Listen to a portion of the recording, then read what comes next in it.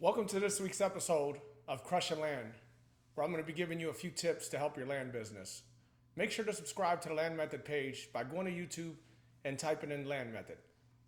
The Land Method, I should say. Now, the tips I'm going to give you are not new for most people.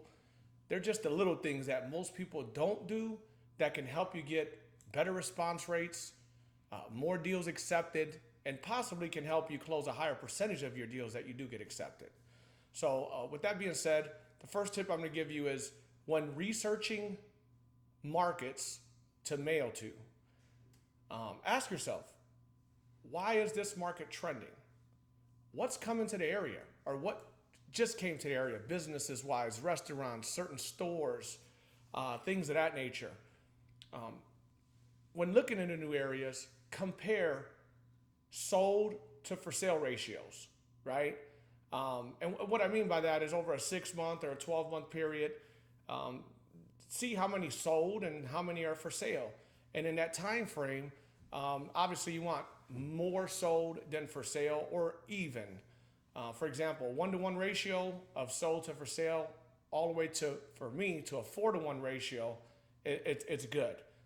Above that, now you really have to start getting into making really strong offers, really hot markets like Charlotte, maybe the Seattle market, something like that, could be way higher than that.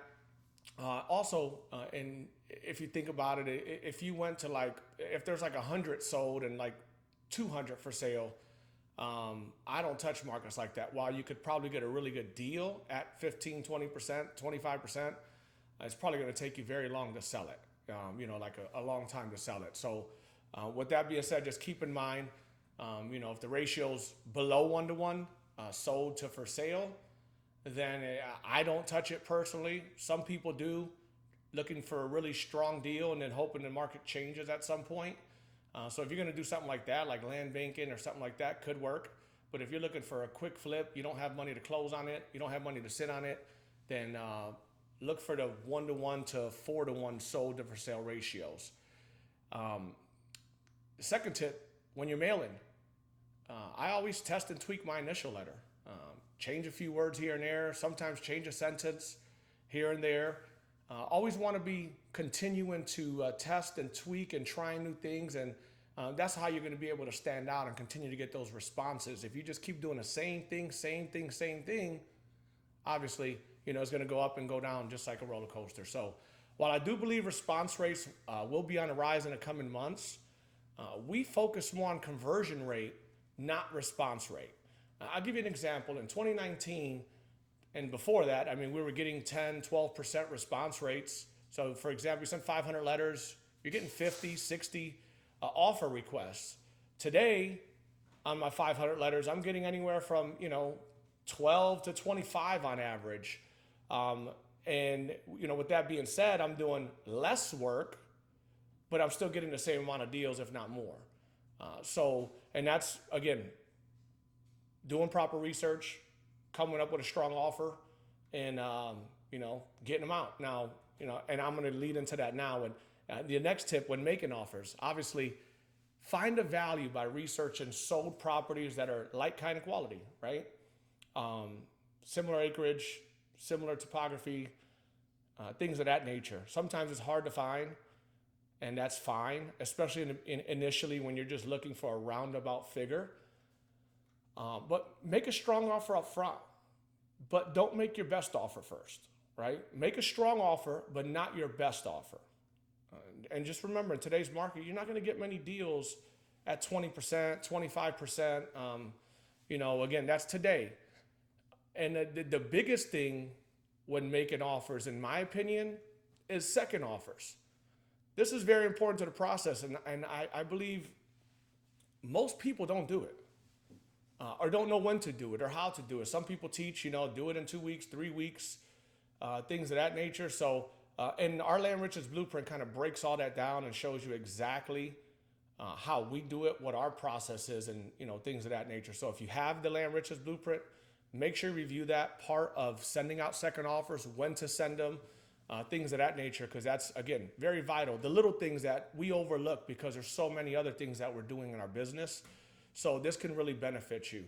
So after you get an offer accepted, finish doing your proper due diligence, reaching out to the county, using the sheet that we provide for anybody that has our system, and market the property as soon as possible. Again, this is something that a lot of people that I talk with don't get the property marketed for 2, 3, 4, 5 weeks after they've got it under contract. I mean, you're just crutching yourself at that point doing that.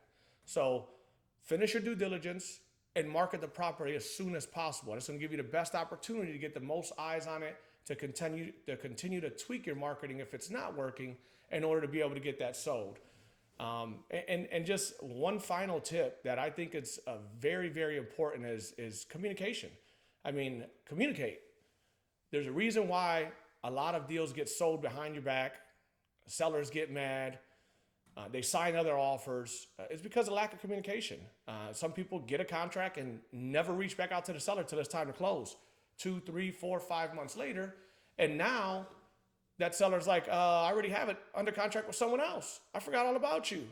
In order to avoid that, you need to be reaching out to your sellers every few weeks, every 2 to 3 weeks via email, by phone, a recorded message, whatever works best for you. Even if you don't have much of an update, you need to check in with them. You want to keep them on your mind so they remember who you are and they know you're going to reach out to them with information. There's so many reasons why you don't close a deal in 3 weeks, 4 weeks, 6 weeks. You can buy yourself a lot of time in this market. For example, in almost every market that I've worked in the last 6 months, as far as perk tests, I mean, you're looking at 7 to 12 weeks. So, I mean, that's the first excuse I use right there is, hey, we're going to order if it is a lot that needs to be perked, I should say.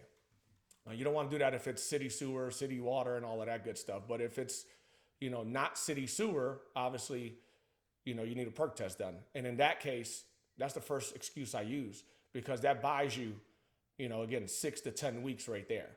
Now, you definitely want to reach out to the county to verify, that perk tests are behind and what's the time frame and things of that nature. But that's all part of your initial due diligence, right? After you get the deal under contract. So you already should know that. And again, you can use that to your advantage. In addition to that, when people call you, if you're available, pick up the phone. There's no guarantee you're going to connect with them again. Again, a lot of people let things go to voicemail. Certain instances, I completely agree. If I send offers out, I have a do not disturb, on that phone number that I send the offers out on. So if they call me back, obviously that's going straight to voicemail. But on an initial letter, if I'm available, I'm going to pick up. If buyers are interested in my lot, I put my phone number on there. If I'm available, I'm going to pick up or I'm going to reply back to them in a timely fashion. So for those of you that are already implementing these little tips, these little things in your business, great, keep it up. That's probably a reason why you're probably doing well in this market. For those that aren't, start implementing these things to help your business. We hear a lot of people talk about how competitive the market is. With the market being hot, a lot of people want to start investing, right? Although I do believe a shift is near. And what I mean by that is not that the market's going to tank, but the response rates are going to start to go up because when a few markets start to drop prices, rates continue to go up, the media starts to talk about a crash that creates panic. And believe it or not, landowners will try to sell before the supposed crash. As Jonathan's been saying, over the next year, you're going to be able to get really good deals for cheap and still capitalize on the high sell market. There's no better time to get off the bench and into the game than now, if you're not already in the game. So just remember, and just a reminder for those that didn't know, our Land Riches Blueprint System goes over all this stuff. You can check it out at www.landrichesblueprint.com.